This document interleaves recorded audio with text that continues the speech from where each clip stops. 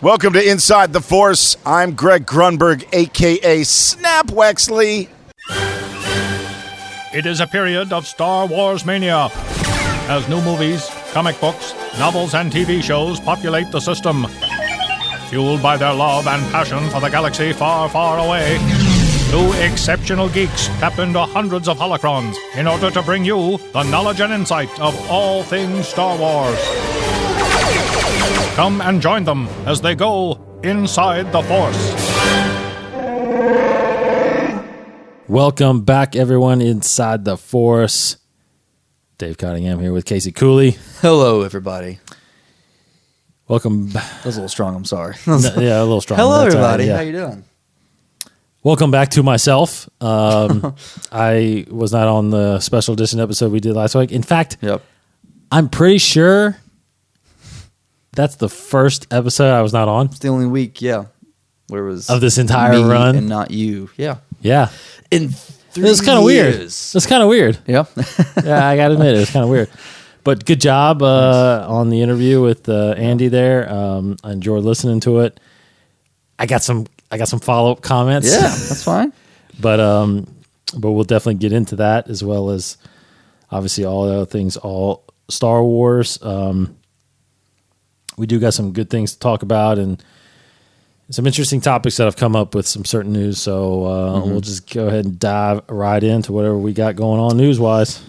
Well, I mean, some other things. We'll get into one big piece of kind of rumors going on in the world of Star Wars, but nothing really huge. I mean, they're still filming episode 8. There's, a few pictures out there of the sets that they're doing, and, they're moving to different locations now. They're kind of wrapping up, because I think they wrapped up that city, town kind of location. I cannot remember where that was. I think now they moved on to another location, but something kind of just fun piece of news while they're shooting. The family, the Prince Harry, Prince William visited the set of episode 8. Did you see this? Yeah, I saw that. And Mark Hamill kind of gave him a tour of it and showed him around some of the sets. And it was just cool because I didn't know that. I mean, is he Prince William now, or is he Duke William? I don't even know. Is Prince whatever since he got married? Is he? I think he's still a Prince. Prince William, whatever. Yeah. He's president of BAFTA, which I didn't know that. Really? I think he's not president. He's like up there. Oh, yeah. Chairman of BAFTA, whatever. So he's kind of going looking at the of all the innovations that the British filmmakers are doing in these Star Wars movies, because most of the crew is British because they're filming it over there. But one thing that was pretty interesting, Prince Harry there's a picture of him sitting inside of an A-wing on a green screen set. Did you see this picture? No. Let me see if I can pull it up really quick. I mean, just kind of one of those things. It's like you just notice it, like, oh my gosh, he's sitting in an A-wing. This is for episode 8, so we are probably going to get some pictures. I mean, sorry, pictures, but some scenes with A-wings in episode 8. I took a snapshot with my phone. I'll have to show it to you. But if you guys haven't seen it, I mean, you can go view it probably on Star Wars. I don't know if it's on StarWars.com, but it's on YouTube. Oh, man. Mark Hamill giving a tour to these guys on the set. An A-wing. So he's definitely sitting in an A-wing on the set of episode 8. So it's just the thought would be That's cool. Like, awesome. we're going to see some A-wing action. Hopefully, Yes. it might just be parked there, or it might be flying around in episode 8. So that would be really cool. And Daisy really was there as well, talking to him. So really nice. I mean, other than that, there really isn't any big news. I mean, we're still kind of coming off the high of the Rogue One trailer. Absolutely. And you still have to watch that every now and then just because it's such an awesome trailer. But I'm still hearing more rumors that some guys apparently who've worked on the film are talking about Darth Vader being in it, and how Darth Vader's just awesome. He's just kind of like super elite Darth Vader. If the rumors are true, it sounds like they are true. Do you think we will get a glimpse of that at all before the movie comes out? I hope not. I mean, I don't know. I think it would be cool to get a picture of like a shot. I mean, I don't know. Would we even get a shot of Vader? That's such a huge reveal with to spoil before the movie comes out. Unless I think everybody knows, because they released who was casted as Vader. I don't know if it's official though. Is the thing. Oh well, it's not Star Wars.com, but it's Yeah, that's one of the things they've said that there's this actor. He's just I don't know who he is, but I think he's a foreign actor. I think he's like Filipino or something like that. I don't know. I wonder if they asked Hayden. Do you think they asked Hayden? Probably not. I don't think they did either. No, But unfortunately, they should have. have. Be in the suit. I mean, we won't see his face probably. Yeah, but it'd be cool, like in Rebels, if like something got hit and you saw his face underneath it a little bit. I don't know. That would be neat.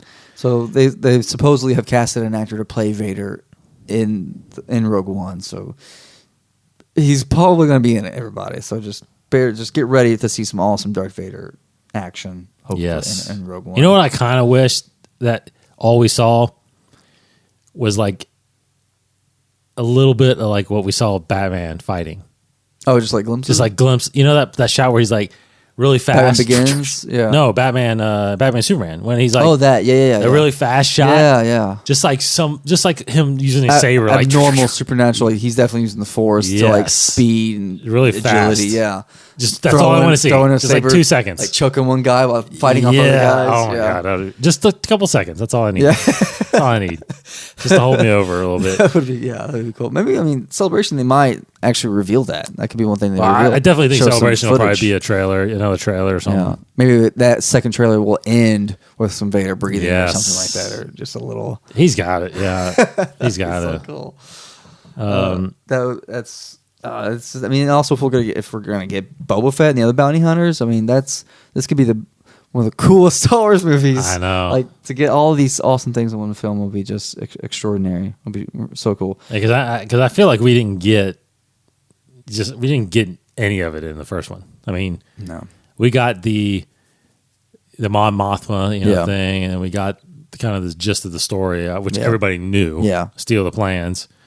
A little bit of who each person, the good guys, I guess, Forrest Whitaker, and then what's the guy's name? Ben Mendelsohn, the villain. No, Diego Luna. Diego, yeah. So the captain, the rebel captain. So that, and since we did the interview last week, talked a little bit more about the hooded figure, and another kind of potential theory that we talked about would be, what if? Because it looks like the hooded figure is kneeling down, and we talked about it could be the Emperor kneeling down to Plagueis, and Plagueis could be frozen inside this like cryo tube or whatever. Like that's the theory. We kind of were like, holy crap, maybe that's true. But or what if it's still maybe Emperor, and he's not kneeling, but he's like stepping down into the chamber. Like he's walking down into it, walking down some steps instead of kneeling. He's actually walking down and going into it. It's like the Emperor is actually going inside of this healing chamber or something like that. I don't know. I mean, it's another interesting theory. It's just amazing how this one shot could like spark all these speculations, and it's killing me. If the Emperor's in it, I hope it's Ian McDermott. Oh, it's got to be. I mean, come on. He said he wants to do it. I mean, come on. Gotta be. God. Speaking of like returning actors. There was an interview with Ewan McGregor, for a film he was doing with Collider, and the interviewer was asking him about Obi-Wan and a potential Obi-Wan movie, and it's that question that you hate to be asked as a Star Wars actor. I'm sure they say like, have you had talks with so and so about whatever movie? Like, so they asked him, have you had talks with Kathleen Kennedy about an Obi-Wan Kenobi movie? And he's like, why would you ask him that? Like, it's just like. He said like, I can't really talk about it. He says like, I don't know if I could say anything about that, but he said like, if they were up for it, I would definitely be willing to come back and play it. So, and he even said, who knows, maybe a trilogy. Yeah, like like what? They have definitely talked about it. Most likely they have plans. If they wouldn't have plans, he probably would have said like, yeah, but we talked about, but it's not the right time. Yeah, maybe. Well, we'll talk more about it later because there's rumors that he's in episode 8. Right. Yeah. Right. So he's either in episode 8 or he's talking about, doing an Obi-Wan movie. I would love Obi-Wan, at least one Obi-Wan movie. I think you don't have to do a trilogy, but a trilogy would be fantastic. I think it could be like each movie could be a one-off, honestly. Totally agree. But I just want that. I want a Netflix show. I want like 3 seasons of Netflix show because that's just more time with him, more time you can get into depth of Obi-Wan and his time on Tatooine. And I think that's the best movie you can make with an Obi-Wan. Yeah, I would kind of lean towards an Obi-Wan trilogy of movies, and then I think where they need to make a Netflix series is a Boba Fett series on That could be Netflix. cool. You know, with the popularity of Daredevil and like Jessica the Jones, anti-hero. yeah, like a Boba Fett TV series, because that whole underground thing is what they were working for the before. 1313 show. Yes, Yeah, that's right. Like you know, they were call called it Underworld. Or It was something called like that. Underworld. Yeah, yeah. Star Wars Underworld was with the live action one that they have scripts for. Yeah, they have it already. I know, right? Produce it. Dude, just make it. You know, I mean, come on. Yeah. It's Disney. You got the money. And it's now, it's been quite a few years since Lucas wrote those scripts, so it's cheaper to make those now. Yes. So, I mean, but again, somewhat cheaper. It's Disney. You have the money. You have it. And you know you're going to make the money back. Exactly. You already pretty much made the money back. You were getting there with just Force Awakens. Correct. You make 4 Star Wars movies, you made the money. I mean, come on. Jeez Just Louise. do it. Come on. So, Obi-Wan, well, just wait for that. When is Celebration? It's July. July. Right? So, Which yeah. I may. I don't want to say it. Okay. I don't wanna say it. Speculate. All right. I do want to bring up real quick because I think this came out a couple days after we recorded last, but apparently the original trilogy is coming back in theaters in August. That's right. Yes. But not the limited release. Untouched. It's the It's the 97 special editions is what they're saying, bizarre choice, but yeah. which is bizarre. I think that might be wrong. I think you're saying it's a special editions, but it's probably the most updated version. Either you go pure original or you go Blu-ray version. Yeah, it's got to be the Blu-ray Like, version. if all I don't versions- think that one Yeah, exists that would be anymore. Really. horrible. I might not- So might it's not even watch it. it's the current. It's the actual movies. I'm sorry, it's not the original format, but it's what the movies are being sold at right now. Yeah. So it's 4, 5, and 6 in theaters right now. There's a list of tentative schedules right now. I think August it's going to be in Louisville. I think it is coming to Louisville. Oh, August 13th. You're Yeah. right. Yeah. So that's I'm sure. I have a feeling it's going to be wide again. I mean, I think they're going to re-release it again in almost everywhere. yeah. If there's a demand for it, which I think there will be, because think about this though, and when they do this, that means A New Hope will probably jump up again in the Oh gosh, that's right. in the you know what I mean, Box office gross. yeah, box office gross. So That's so true. Yeah. now they have not. I'm assuming they have not made the 3D conversion of these movies, Right. even though they did for 1, 2, and 3. 3 was never released in theaters, or 2 and 3 wasn't released in theaters, Yeah. but they did release them at Celebration. Right. But they actually did when we were there. Yeah. But 4, 5, and 6 probably hasn't. Which I think eventually they will get. They will get the 3D treatment. Yeah. Just because they're all getting 3D now. So, but I didn't know that. That's interesting. So that's cool. I hope it's close. I hope it's closer than Louisville. Right. I'll go see that again. But I do want to mention too that unless you got any other. No, that's pretty much all. I do want to mention too. I sent out a tweet earlier in April. I get a chance to mention this, but I sent out a tweet to Leland Chi Yeah. and Pablo about the eyebrow, Yeah. and I got a couple of responses, but the one see what I say. I said what I say. Let's see. Hold on. Pablo Hidalgo's Twitter account he's such an interesting guy. He's got a funny sense of humor. So I said, how does Vader have eyebrows? Weren't they burned off in Return of the Jedi? And I tagged Pablo and Leland. And a couple of people responded. One said the follicles are strong with that one. Yeah. Another guy said, I've had my eyebrows burnt before, and they do grow back like weeds. But I responded to that and said, no, wait, it wasn't that one. It was this other one. Someone responded and said, well, actually, they were burnt off in Revenge of the Sith, which, right, I understand. Yeah. I understand now, but I'm saying because this happened after they could have Yeah, grown back Rebels. after Sith, Yeah. because this is Rebels. This is after that, but they were there. They weren't there in Return of the Jedi. Is what I was Right. trying to say. So anyway, Leland actually responded, Okay. and Leland said, "Thanks, Leland. I know you listen to the show." But Leland responded simply, conscious decision. Yeah. And then he sent a link that has the Twilight of the Apprentice trivia gallery that's on StarWars.com. Yeah. So I clicked on the link, and I'm doing it right now. And on here it has 12 images from Twilight the Apprentice with like some trivia, which I didn't even know they did this. It's crazy. So like there's actually a picture of Rex and Ahsoka from the Clone Wars. And it says, like, it's captioned on, it says, the conversation Ahsoka has with Rex at the start of the episode is a mirror of their very first conversation they had as seen in Star Wars, the Clone Wars feature film. So that's the feature film.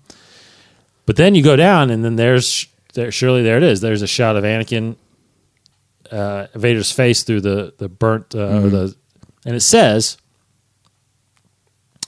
caption, although the final cut of Return of the Jedi has an eyebrow-less, unhelmeted Darth Vader, to read better in animation, the animation model has the dark brow visible through the cracked helmet.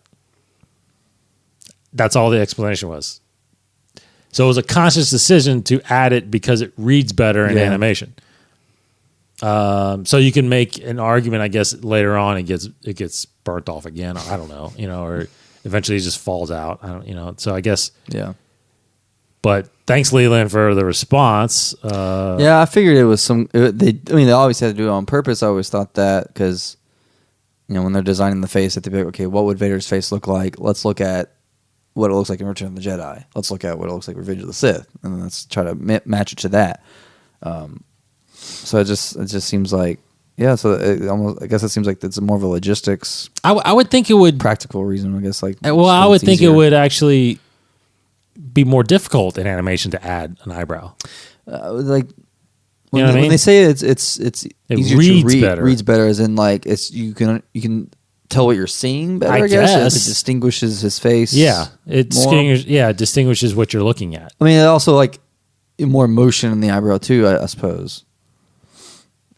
Yeah, probably because they arced the eyebrow. They had like you can tell he's more angry. I guess. I mean, I would think ultimately, if that was the problem, you would just not show that part, like that part of the helmet damaged. Yeah. You would just show his eye and then like down his face. Because that's the first thing I thought of when I saw it. I was like, wait a minute, he doesn't have any eyebrows. Yeah, I'm guessing they just did it purely for a character thing, like to read his emotion better. Like it reads better. Like because I did go back and rewatch Return of the Sith, Revenge of the Sith. Yeah.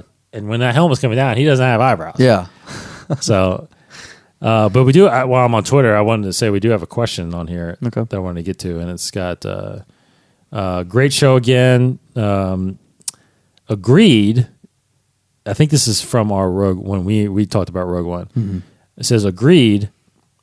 They need to see. They agreed that they need to CGI Tarkin, but who would voice him? And then he's got James A. Taylor ? So I'm not sure who voices Tarkin. Who voiced Tarkin? He didn't voice Tarkin in the show, did he? I don't think. Clone I'll Wars? look it up. I don't think or even so, Rebels. I mean, he shows up in Rebels too. Guess I won't be surprised if he did. But yeah, I know, right? I'll have a look right now. I mean, it's the same guy. It's got to be the same guy from Clone Wars and Rebels, right? Same voice, I would think. I don't know about that because that's years later. I don't know. Probably not. But I think you just you go on a search, to be honest. Yeah. Well, animation. Well, no, we're talking live action. If we're talking live action, this is Rogue One, then I think you've got to. So this is in reply to. I think I can't even remember. I guess we talked about Tarkin being in Rogue One. Yeah. And I got to say that I think you got to go on a massive search, voiceover search for people that do professional voices and get the person that sounds exactly like Peter Cushing. Yeah. And that's the guy you use. If it's James A. Taylor comes in there and sounds like Peter Cushing, which he probably can, then by all means, let's get him in there. Because, seeing his show, that guy can do anything. Yeah. So that's what I would lean definitely towards getting one of those guys in there and doing that.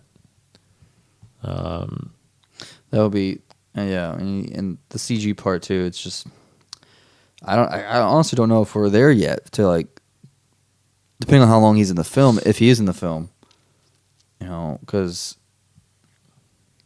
technology is better now where they can digitally, compose someone's face on another body, and it looks pretty much realistic. But like, creating from a deceased actor new material, like generating new material. And they did it with Arnold a lot in the Terminator films. Right. They made him look younger. Yeah. You know? So it's... No, I mean, it would definitely look CG. You know, I mean, honestly, think about, they did that with Paul Walker, right? In Furious 7. Tron. And Tron Legacy. Like, the main villain was a younger... Jeff Bridges. Jeff Bridges, yeah. So you can tell it looks like it, but actually, you know who I just watched Ant-Man. Yeah. Oh yeah, a young Michael Douglas. That was a great scene because they did young Michael Douglas. They did a younger Andrew McCarthy. Yes. Oh, he's not that old, anyways. But yeah, young Michael Douglas. That was great. That looked incredible. Yeah. Watching that again, I was like, wow, I forgot how good that looked in the theater. Right. So that's what I'm saying. They can do it. Yeah, that's true. They can make him look like Peter Cushing. Just like what we talked about several episodes ago when we talked about, do we really want to not have a CG Han Solo? Yeah. You know, make him look like a young, I don't know, you know. But the actor that's up for him actually looks like Harrison Ford. So he did the kid as, yeah. The front runner. I think he's the front runner, isn't he? Yeah, he's right now. James Franco went on to talk about his audition for it. And he said, you know, he wasn't sure if they were trying to go for someone who simply looks like Harrison Ford, or just acts like him, or go in a totally different direction. But it sounds like they're, you know, he says that they're not even sure yet how they want to go about it. But it sounds like they want to go with someone who's a good actor and actually could. I think they have to make him look like him. Yeah, I mean, there's no way around. And that. I found it. It's Steven Stanton voices Tarkin in Clone Wars and Rebels. Yeah. I don't think they'll use him for a live action. No, I mean his voice is good, but it's got that animated kind of feel to it. Yeah, you know. And it's just, you know, they've used different people for animation, and you know, I know they tried to use, like, you know, I know Christopher Lee and Sam Jackson were in the Clone Wars movie, but they didn't do the show. Yeah, you know, I'm surprised we're not there yet with technology where they can digitally recreate someone's voice. I think they are. I just think it might be more expensive, maybe, if they're going to pay him. I think it's probably a likeness right still for a voice. Yeah, that you're going to pay. You know what I mean? Yeah. That's why James Earl Jones, I don't think, you know, you would think that you would recreate his voice every time for Vader, you know, but you probably got to pay him every time to try to do it. But yeah, so that's okay. So I want to get to. You want to get into the let's do it, man. Let's go ahead. Well, actually, let's real fast review Poe Dameron number 1. Okay. Finally read that. I want to kind of get up to speed on that. There's other books we got to get to also, but Poe Dameron number 1 is out on the stands. We both read it. I thought it was pretty good. It's a limited series, obviously. It's only like 5 or 6 issues, but it starts off really good. It takes place. It's basically the right before Force Awakens, where Leia sends Poe on the mission to find Laura Santeca. Yeah. So, what'd you think of this issue? I think it's a cool start. I love the Poe Dameron character. You too. And this comic definitely captures his type of dialogue. The art was cool too. I mean, it looks like This is Charles Soule that wrote this, which is one of my favorite makes writers. Yeah, he wrote actually the Lando series. Right. You got to read the Lando series. I thought that was really good too. But it's good. I mean, not much action was in this. It was just some setup, but it was a cool setup. You got to see Snap Wexley.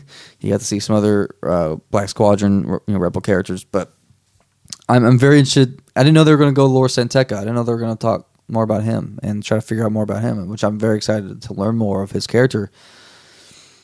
And it might shed some light on Rey a little bit, because my whole, one of our theories was that maybe Laura Santeca was sent to Jakku to watch after Rey, perhaps, or something like that. So I'm interested to see what we find out about him, and I think it's definitely an awesome start to this. How long is this series going to go? I think it's a 5-issue run, is what it is. Normally these one arcs. Yeah.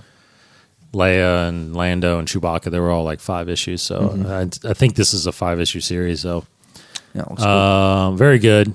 Go check that out. We'll keep you up to speed on obviously as the series goes on, but go get those other trades are available now. Like Lando and Leia, Chewbacca.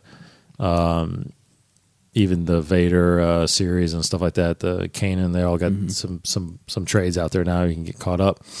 So we'll keep talking about that. So I do want to. We're going to shift over to a very interesting topic, as you can see from the title of this episode. We'll get to that as we start off, but I do want to start off by commenting a little bit on your interview with Andy. Yeah. Does he listen to the show? He listens, yeah. So I'm not arguing with him or anything, but I do want to make some points out that I heard you guys talk about that. Yeah. You know, we've touched on, I think, in this show, but not fully. But there's a couple things there's one thing I actually wrote a couple notes while I was listening, so I wouldn't forget. The one thing you guys talked about, one of the things you guys talked about was how, which I thought was interesting, how he kind of had a problem with Anakin's age in Episode 1, Right. and I think we talked about it a little bit. You're okay with the age. Yeah. I'm okay with the age, even though I think that if it was an older character, like around 13, 14, which is what Queen Amidala is in the film, I think you would have probably gotten a more talented actor, Yeah. and a more experienced actor. Yeah. It probably would have helped. It would have helped. Yeah. I definitely think it would have helped. Kind of like what you guys mentioned, Ezra's age. Yeah. In Rebels. So it would have been interesting, but I think, this is where I a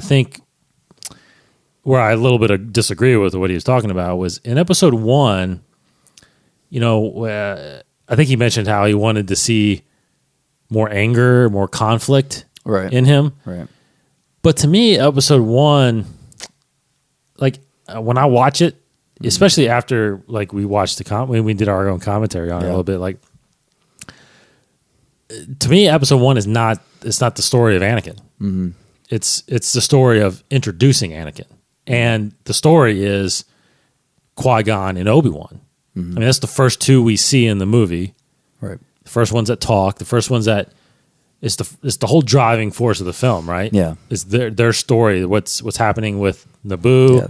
We're saving the them, queen. Yeah, we're following them. Saving the queen.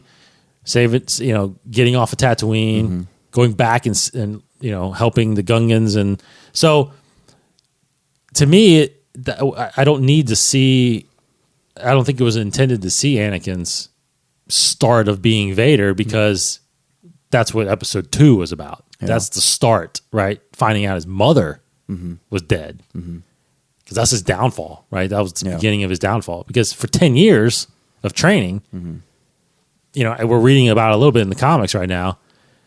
There obviously wasn't anything but trust and friendship built with him and Obi-Wan, right? And then the whole thing about Obi-Wan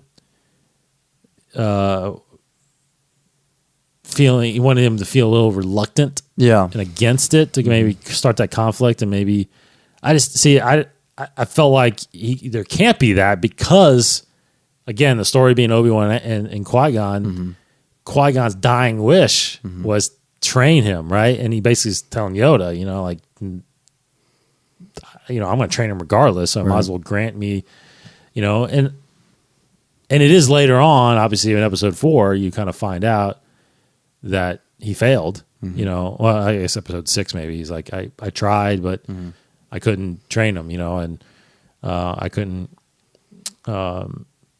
stop him from becoming evil. So I think,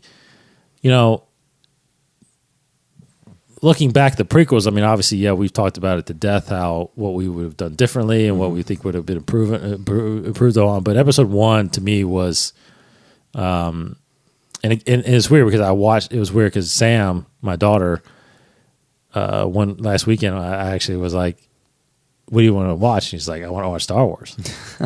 And I said, "That's why why all the movies are there." I was like, "What do you want to watch? Which movie?" I said, "There's 1, 2, 3, 4, 5, 6, 7, and the Clone Wars." And she actually said, "I want to watch Episode 1." Okay, so awesome. I popped in Episode 1. Again, I watched. This was before you guys did the podcast, so I was watching it, and again, that's the sense I got was that this is this is about Qui-Gon and Obi-Wan, and ultimately it's about Obi-Wan. It's about him taking the burden of training the Chosen One, Right. and not knowing there's a Phantom Menace, Right. that's being rediscovered. The Sith is now coming back, right? So, so I don't know. I don't know if that's what you've thought or No, I anything. mean, I never considered it's a like Obi-Wan story. The age of Anakin never bothered me too much. I also never thought about the age. I just thought like, well, he's definitely older than what he should be to be trained. And now when we're going to talk about this rumor for episode 8, it makes sense that, Anakin's journey, like, we don't see him do anything inherently evil in episode 1 because he's not being trained yet in the Force. And it's for the Chosen One, like, it's really when they start to learn of the Force and start to learn of both sides, they kind of gravitate more towards the dark side a little bit, or they just kind of have that more of a struggle once they start learning about the Force and light and dark side. But I do wish though that we got a little more. We talked a little bit about it in our show last week, where like during the pod race scene, if Anakin did something to cause Sebulba to wreck and maybe accidentally die in this wreck, but Anakin's like not that fazed by it that much. And that kind of is like a first early sign or whatever. Or like there was like really, I would have been happy if they had just kept that deleted scene when he fights young Greedo. Do you remember that deleted scene on the episode? Yes. Like, I think that's just a good little small glimpse of. I mean, maybe they cut it out, I guess, because it didn't fit with the whole story. Perhaps it was just a random scene of them fighting, but something like that I thought would be a nice touch. But think about it though. Yeah. There were lives on that battle droid. Yeah, so he battle killed station. people. He murdered. Yeah. And he's yelling, "Woohoo!" Yeah. Yippee! That's pod racing. So I mean, he murdered people. There's some alien life forms on Oh that. yeah. I mean, the whole thing is Nemodians. Skywalkers. They're a very. It's like the. And no telling how many it's Luke the killed. Manson family. Yeah, this is a horrible, horrible family. Yeah, I mean, he of is killers. He's destroying. He's destroyed a lot of lives. So yeah, he has his share of blood on his hands by the time the movie ends. That's such a good point. But I guess the biggest thing. But he's a kid. Yeah. I mean, he's doing what he can to survive and help the people that he knows are, that he needs to help. So, but really, it's Anakin's kind of naive, boyish, like yippee kind of thing that is bothersome. If he's older, it does. If he's older, I wouldn't be that way. You get a more mature, hormonal teenager, perhaps, as a 13, 14-year-old. Yeah. Seeing Queen Amidala, like, oh my gosh. But I think that's what the story is that it's that whole point of view thing, right? That's the whole repeated theme out through all the movies is point of view, right? I think the point of view of what Lucas is trying to show to people that this kid is completely innocent. I mean, he's if they didn't have hyperdrive issues, they would have never gone to Tatooine. Yeah. More than likely, he would have never been discovered. I mean, just like Obi-Wan, or just like Qui-Gon said, he's like, had he been born in a Republic, we would have found him. But since he hadn't, we never found this kid. So, I mean, he says everything doesn't happen by chance, but this kid got thrown into being a Jedi, and he never asked to be trained as a Jedi. He never forced it. You know what I mean? So, at his point of the point of view of Anakin is that I just want to. He said, I had dreams. I came back. I mean, his point is like, I want to become a Jedi so I could free the slaves. Yeah. He wants to be good and do good. Yeah. And obviously it took a guy, the Chancellor, to twist his point of view. Because the thing about it is he's not evil. He thinks he's doing what's right. Yeah. Right? Just like what he said to Obi-Wan in Revenge of the Sith. He's like, to me, my point of view, the Jedi are evil. Yeah, that's a very, very like on the nose line. It's like, well, I believe I'm right. And that's why I think that scene was so awesome, because Obi-Wan takes that theme and says the same thing to Luke. Yeah. And he's like, point of view. And he's like, everything depends on your point of view. Mm-hmm. He said that in Return of the Jedi. It's like, because your father had a point of view that was wrong, but to him, he believed it. Yeah. And he still believed it. Even what we've been told in Rebels by Dave Filoni, right? When Ahsoka confronts him, Anakin's not thinking about being redeemed.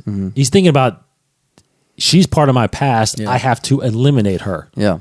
Because the Jedi are evil. Yeah. Right? So it's... Yeah, I mean, it's like Anakin legitimately went to the dark side for a reason that he believed was right. He doesn't care about the Emperor.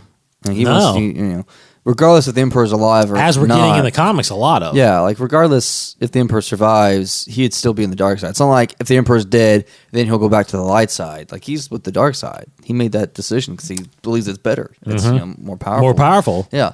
But I guess, yeah, it wasn't until Luke came along where he's like, you know, wow, like, you know, I see this now, so there actually might be some... Because that's his future. Yeah. Right? So it's like, I mean, Filoni may explain back. that. Yes. Yeah. He explained it perfectly, Yeah, and it that's makes true. so much sense.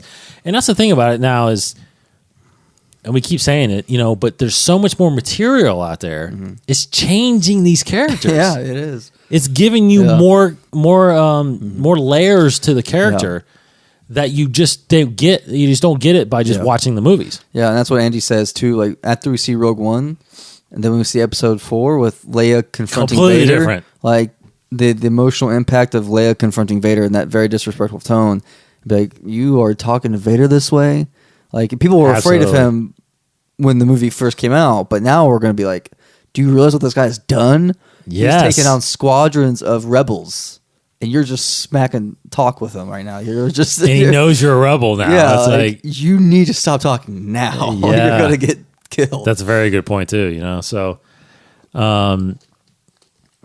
yeah, I just think, you know, those are the only kind of points I wrote down. Yeah. Like, I just think I agree. You know, I've come to agree that there are problems with the prequels. Yeah. There are things that I would change differently. That we talked about in our commentary a lot about how we would change things, and Episode 2 obviously being kind of the weakest. I mean, ultimately, you know, he talked about how George, you know, he was, I think, Andy, you guys talked about it being, the prequels being just a big toy sell. Yeah, he felt it kind of became that.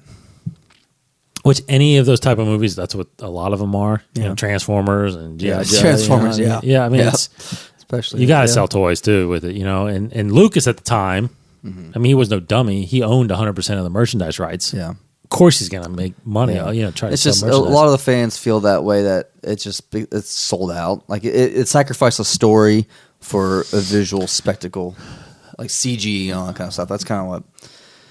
See, I see a lot of haters. I mean, I don't believe that was Lucas' intent, even though a lot of people think it was. Yeah. Because I do think he was trying to tell the story. And again, we mentioned this several times again, that the prequels, you couldn't do anything to surprise anybody. I mean, everybody knows how it's going to end. Obi-Wan's not going to die. Yeah. You know what I mean? Right. You know all the other Jedis are going to die. Anakin becomes Vader. Yeah. That's not going to stop. You know what I mean? So it's like, what else? You know, you can only show what everybody knows, and there's no twist you can do. You knew Palpatine was going to be the Emperor. You know, it's like, how can you make this compelling? And you probably were stuck. I mean, the only thing you could have done differently, as far as making it better, I think, I think we're in agreement, is that you should have handed it off to other writers and directors, just like you did with 5 and 6. Yeah. Do 1 to start it, Episode 1, because Episode 1 made a lot of money. I mean, people, I think on Rotten Tomatoes and stuff like that, it's highly rated as far as the prequels go. Yeah. But you know, you give Episode 2 to somebody else, and you give Episode 3 to somebody else, still executive producer. But now we did mention, remember this? I told you about that. I think what would have satisfied a lot of fans is to do what Abrams did in 7, which is put some of those things in 4, 5, and 6 throughout the prequels. For example, if he would have introduced the Millennium Falcon in Episode 1. Yeah. Because everybody loves the Millennium Falcon. I mean, everybody's freaking out when they saw it in the first teaser, right? Maybe you have Chewbacca in there instead of Jar Jar Binks. Maybe you just should have went back with Chewbacca. Yeah. You know what I mean? Maybe he's the one that's, I don't know, we talked about maybe there's a colony on Naboo or something like that. Maybe. I don't know. I think if there was some more familiarity to it and connection to the original trilogy instead of waiting till episode 3, Yeah. I think fans would have related to that more Yeah, probably. and better. Yeah. Because, you brought Boba Fett in there, but it wasn't really Boba Fett. Yeah. Django, people didn't buy that was Boba Fett. You know what I mean? So, Right. but I thought it was cool. Yeah. But I don't know. That was kind of the littlest things I remember from the. So I don't disagree necessarily with the interview or what you guys talked about, but I think there's other ways of looking at it that make it enjoyable. But the story, I just don't think the story's there, and you can't knock the story. I mean, it's a good story, even though it maybe not be well written or well acted or something like that. You can argue about that stuff, but I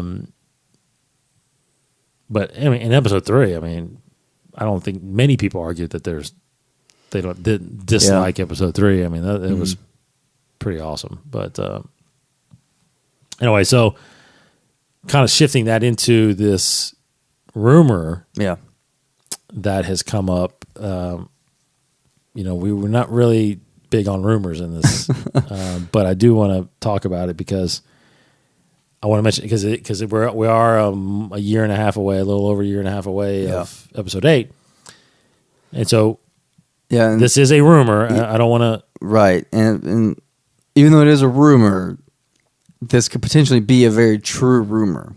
Yes. So if you do not want to, cause like Andy, if you're listening, you probably don't want to listen to the rest of it because I know you, I'm sure a lot of the fans don't even want to hear really big rumors because you can already start making connections and speculating what could potentially happen for real in your own mind. So if you guys don't even want to hear any of the rumors that could potentially be real, do not listen to this because this is from a trusted source, right? Yeah, it's from some Reddit. Yeah. And apparently they posted a leaked plot for episode 7 that ended up being pretty much accurate. Yeah. And I never read that. I actually went back and read an old article. I don't know if it's from the same source that you saw, but like I saw an article several months, like 4 or 5 months before episode 7 came out, that laid out the basic plot of episode 7. Like Kylo, it was accurate? Kylo, Han, a lot of one of the biggest things they got wrong was that it was like Luke's saber landed in Jakku or whatever. Yeah, it was that. Which I think was the original plot. Probably. I bet you Michael Arndt's script. Yeah. I think it was the one because that was when the crawl happened and we pan down and we see Luke's saber floating and then lands on Jakku. Okay, so we're going to talk about this till the end, so you might want to stop listening if you want, which is fine. But so this is the rumor. Last chance. This is the rumor.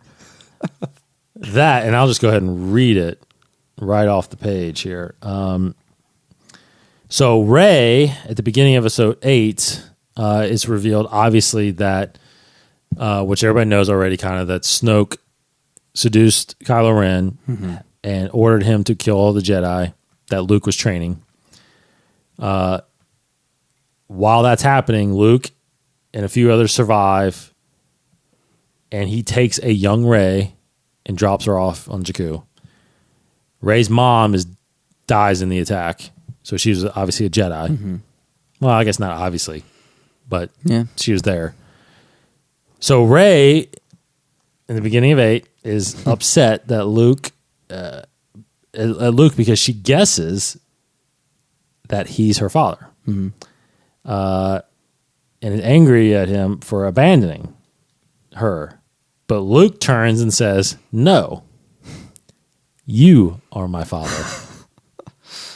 Now, I had read this before. Earlier. People were throwing... Now, again, I don't know if this is true, but people were throwing this theory out like months ago. Yeah. And so basically, this is this gist of the story, is that Rey is the reincarnation of Anakin Skywalker. Luke went in search for the first Jedi Temple to better understand how this process works. And apparently, he learned that the spirit of the Chosen One is reincarnated by the Force every time the galaxy is thrown out of balance, which apparently happens on a semi-regular basis because Anakin was not the first time the Chosen One reincarnated. This is why they're she's so crazy powerful. Rey was the product of a virgin birth. Midi-chlorians aren't mentioned, and I think my tablet just died. Oh.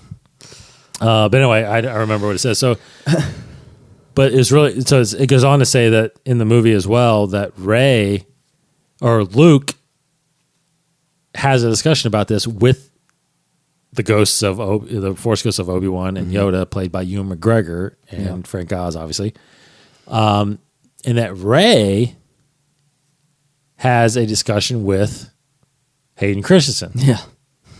Which, to be honest, I think that would be awesome. Yeah. That's great. And I'm glad, I will mention real quick too, I'm glad Hayden Christensen had his birthday the other day. Yeah. I don't know if you saw this at all. I saw those people were tweeting about it. Now, he doesn't have a Twitter because obviously people would probably kill him on it. Yeah. Which sucks, man. But I read some of the hashtags because they were hashtag Hayden Christensen. Man, there was a lot of love going on for him. Yeah. There were people like saying like, "Come back to the series. We want you back. You know, thanks for the prequels. You know, blah blah blah." So there's some love for Hayden. And I you know, look, again, you can argue about his acting or not, but he just was doing what he's directed to do. Yeah. You know, so, but anyway, so she apparently is communing with Maz Kanata and a Force Ghost Anakin Skywalker, or Hayden Christensen. So, and Hayden is the one that explains to her that you are me, but different. Mm-hmm. And then apparently she sees hundreds of other Force Ghosts that are the previous chosen ones. Mm-hmm. Discuss. So to clarify, she's reincarnated chosen one spirit, not specifically Anakin Skywalker. Like she doesn't have Anakin Skywalker's memories. She's not like. No, she is a reincarnation, meaning that the spirit of the chosen one is just put into a different body, but there's no memories. It's like whenever the balance gets out of whack, this thing kind of happens. But see, that means the balance got out of whack. I mean, maybe during the Sith War, maybe that happened. There are all these little things. Just but I'm saying with Rey, if everything was in balance when the First Order happened, after Anakin dies, right? So he dies in Return of the Jedi. Yeah.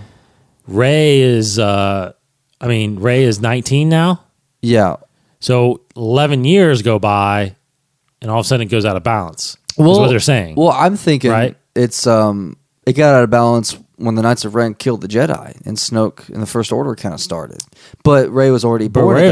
But Anakin was already born when that's right. That balance happened. So it's like the Force. So it knows. The Force knows. The Force can see the future. There you go. Very true. Very true. I think it can predict that. So I can get behind this. I was very hesitant because yes, I have heard before the Rey as Anakin rumor, or Rey as Darth Vader rumor. I've heard it referred to as, and I was like, come on. Just like when I first heard there's a new big super weapon, but it's bigger and badder than the Death Star. I was like, are they doing this again? Like I heard this rumor. I was like, would they really just bring back the same kind of thing or villain, or like Rey as reincarnated? That's very soap opera-ish to me. I don't know, but I could get way more behind the fact that it's more the spirit of the chosen one.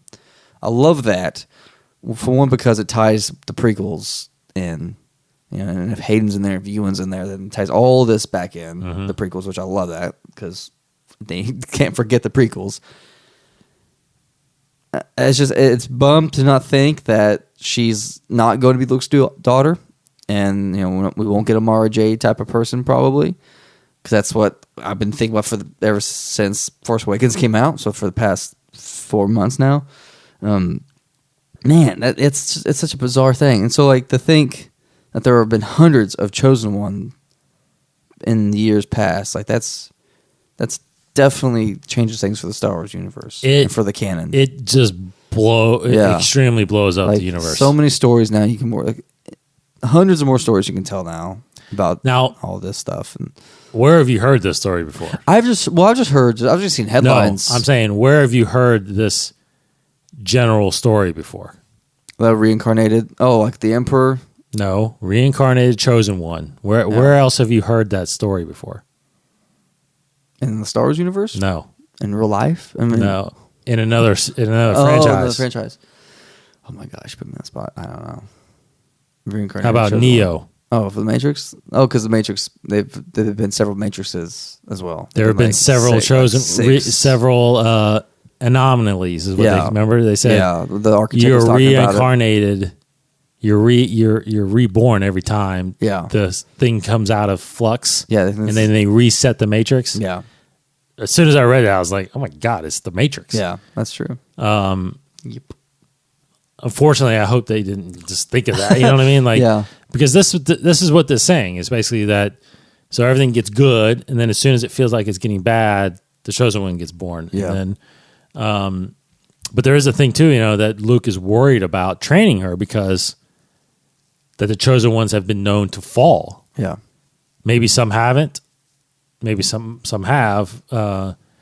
Like Vader, so he's afraid that if he trains her, she goes after Kylo and then because she would do more damage than Kylo will ever do. Yeah. And Snoke will kind of have his way. Correct. So, I don't know. I think I'm on board with this. Again, this is completely rumor, so it necessarily couldn't be true, but she wouldn't be a Skywalker. She would not be a Skywalker. We may never know her last name either, but she would not be a Skywalker. So then, technically, is this a Skywalker generational? I mean, you have Luke and you have Kylo still. Kylo's technically a Skywalker. He is the next generation Skywalker. Yeah. So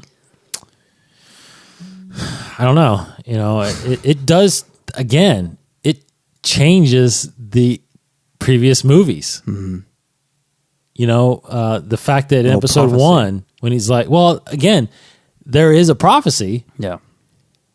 It's just that in the prophecy, it should have said that every time the galaxy goes out of balance, the chosen one is and then Yoda brings balance to the Force. Misread the prophecy, maybe. Right. So, and then how this factors in to the whole Mortis thing still, I always think about that. Yes. Whenever I hear about and I keep wanting to film. go back and rewatch that arc because there could be something from that. That's, and then there's a little bit of still confusion to me on that.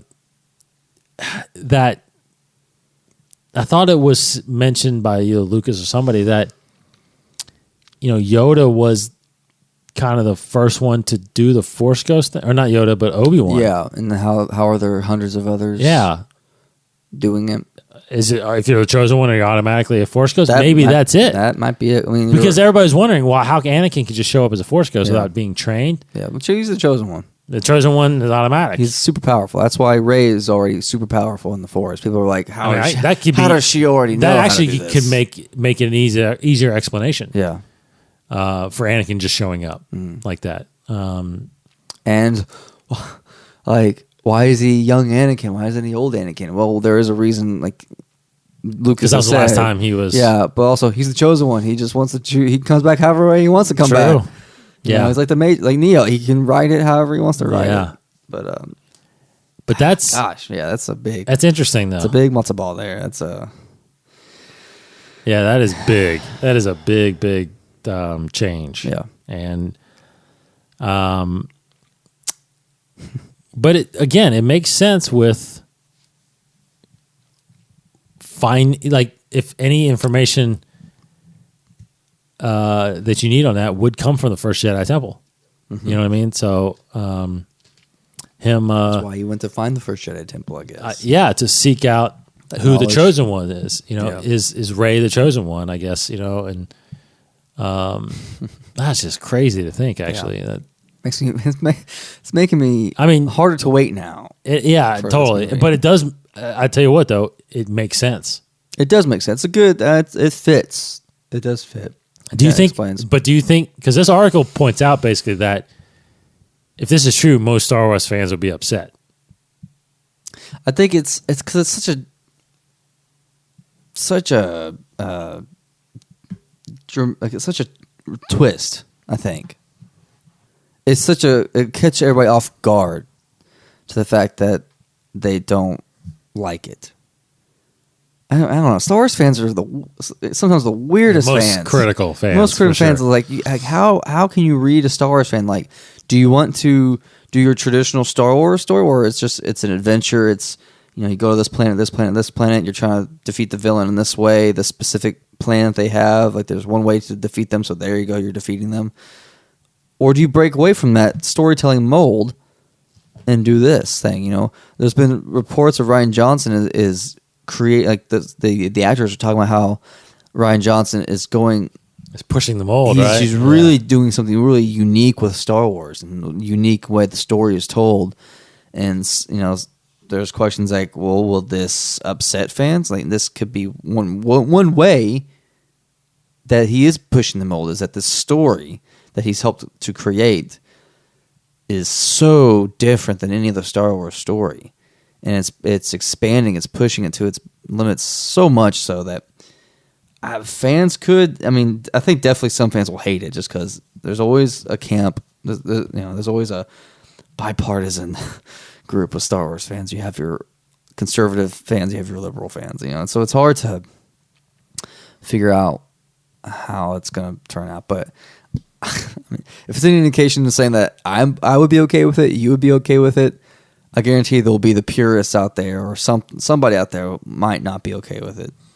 No, and this might create a brand new sect of Star Wars fans of like, they're not purists, they're their own brand of people that hate this one specific thing. The sequels ruined my childhood. Yeah, this episode 8 ruined my last 2 years of my life, my preteen years. I don't know. Yeah. So I don't know. I don't know. It's cool. I would get behind it. I would probably like it. It's cool to think about because I just love mythology. And I love stories, and like this expands the story so much so, and expands the mythology of the Chosen One in such an infinite way. It does. That it's for me, it's exciting to think about. But because ultimately, if you think about it, it then becomes, at least this episodic series of Star Wars, it then becomes less about the Skywalkers and more about the Chosen One. Just the fact of the Chosen One. Because it's not then, again, it's not just about Anakin and his twins and him redeeming him. It's like, no, this is the story of a Chosen One that falls, and now we're getting the story of a Chosen One that we'll see if she falls or not, or if she actually just carries out and brings balance to the Force. Because that's the prophecy, right? You refer to the prophecy of the one that will bring balance to the Force. So Anakin was brought. Now, here's the thing. I've always said the great thing about the Anakin story is that it shows that it's not as easy as just growing up the Chosen One and defeating evil. Yeah. That sometimes you have to go through hell and become evil until you come back and bring balance to the Force. Because he had to ultimately do all of that in order to get to the point where he's able to kill the Emperor and bring balance. Because that's what was setting off the balance, right? The Sith. Yeah. So now there's, ultimately, I think we'll realize that there's Sith again with Snoke, and ultimately, apparently the rumors of this Benicio del Toro character is a Sith. Yeah. So who knows? But regardless, there's got to be Sith because that's who Jedi's fight, right? So, but yeah, there's imbalance, and she's supposed to bring balance, and it's a cool thing. I mean, it'll definitely get to the more mystical side of Star Wars and the Force, which I know a lot of fans hated about the prequels. They try to make it more scientific with midichlorians, where this is bringing that back. It's the Force. It's it's this mystery of the Force being around for thousands of years, whatever. So there's that, and I know some fans would be excited, honestly, to the fact that Rey is not a Skywalker. Because some people were thinking, like, of course she's gonna be another Skywalker. Like, it's they're making Star Wars such a tiny little universe by making everybody someone's kid. Where those fans would be happy to probably know that this is not the case, that she is her own character, but she's still the Chosen One. So I don't know if that will be, Yeah, and just to clarify on the midichlorians, like, Yeah. I think a lot of fans out there feel like the midichlorians are the Force, but that's not the way I interpret it. I don't think Right. it's. And maybe I'm not interpreting it right, but the way I sense from what Lucas has said and what the movies say is that the midichlorians are just the way a person can sense the Force, and feel it's the like Force. a physical, for me, it's like a physical like conduit. Yeah. Like this is my key to listen to the Force. Right. And the more you have, the easier the Force is to use and to hear, right? Yeah. That is why Anakin, having over 20,000 midichlorians, is able to easily use the Force.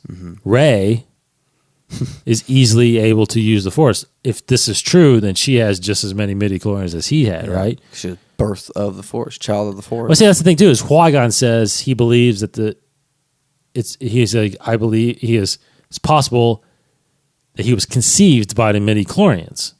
Now, conceived by the midichlorians or conceived by the Force, you can say. I think you could say it either way, but. But what I can't remember is, has it ever been told to us that Shmi was actually had a ton of midichlorians? Was she? I don't know if she was Force sensitive or not, but she, so for some reason she was chosen to give birth to the chosen one. But the only time we ever hear midichlorians is episode 1, right? That's that little spot. Yeah. What are midichlorians? They're microscopic life forms that live inside our cells.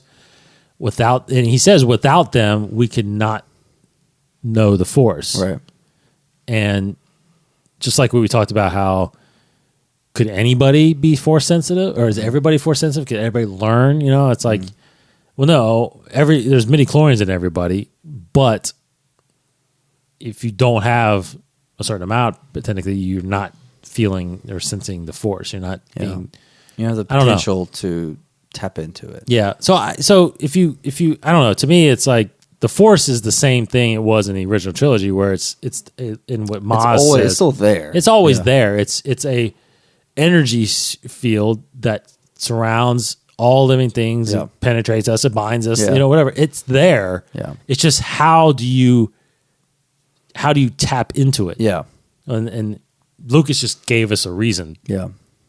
You can like it or not like it, but I don't think it matters to me. Yeah. It doesn't matter how, because the Force is something that spiritual, mythological essence, right? There's just something inside everyone that gives them a way to feel that. I don't know. No, yeah. And I doubt that they'll ever bring up midichlorians ever again. Probably not. But it's canon. Calm down. But it's canon. So, all right. So I think that's all I wanted to kind of talk about. Yeah. We'll obviously talk more about this rumor as the coming months come leading up to episode 8. I doubt that this is something that'll ever be revealed in marketing. If it is true, I think this is something that they really truly will hold on to the movie. So if this is true, we probably won't find out till that day that it's released. I might just go get in line right now. All right, so let's move on to some canon things, and then and close it out here. Alrighty. What do you got? Well, a little short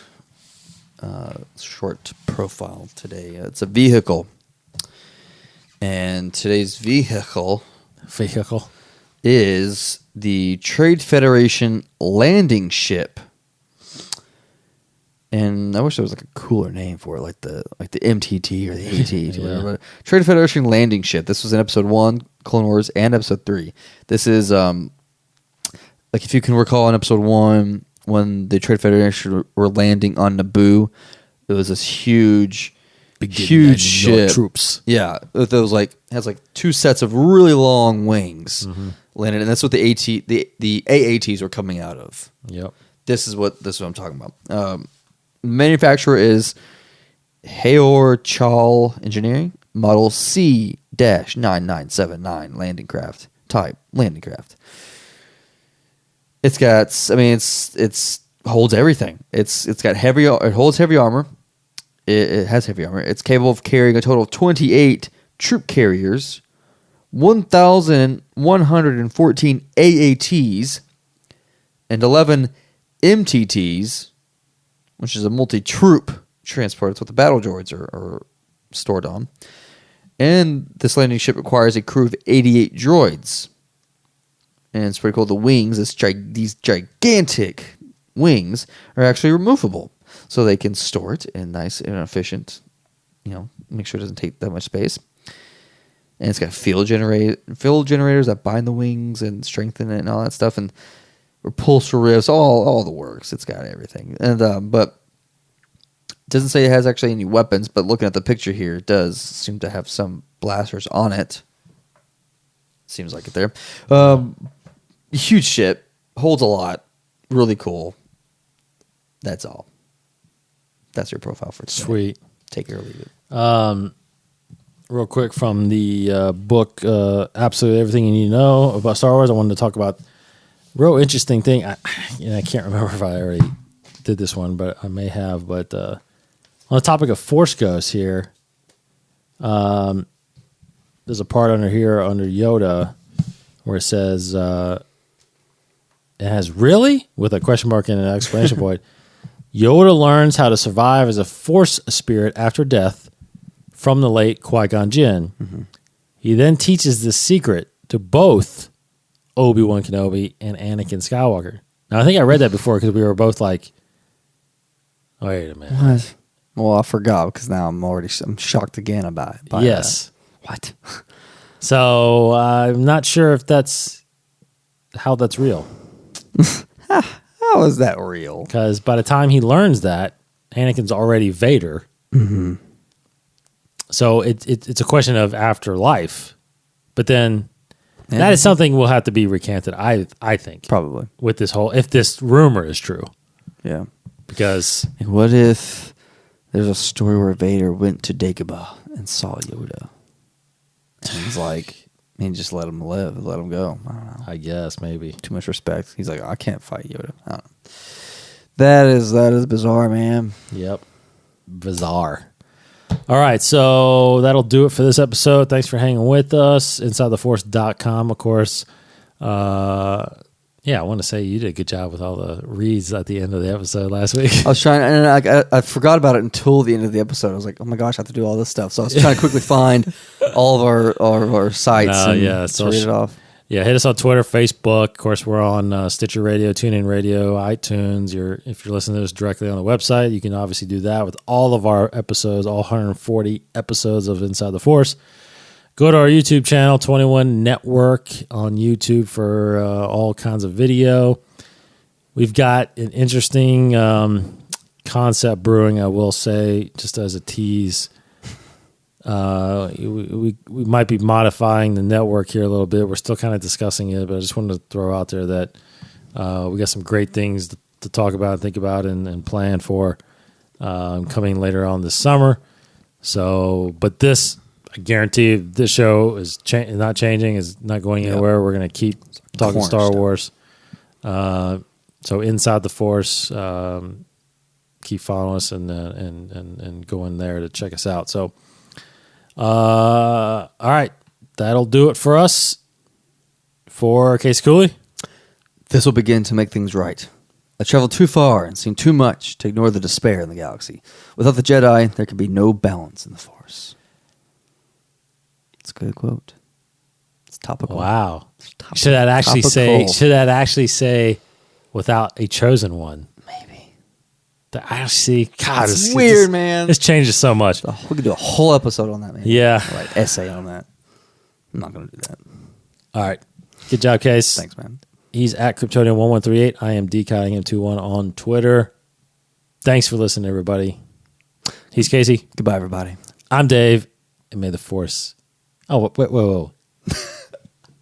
If you do ever do that again, you can steal my line at the end of the episode. Okay. No problems. Okay. May the Force be with you. This has been a production of the 21 Network. For more great podcasts, visit 21network.com. To view additional content, subscribe to our YouTube channel at youtube.com/21network. Follow us on Twitter at 21network for the latest news and updates. The 21 Network, for the fan and all of us.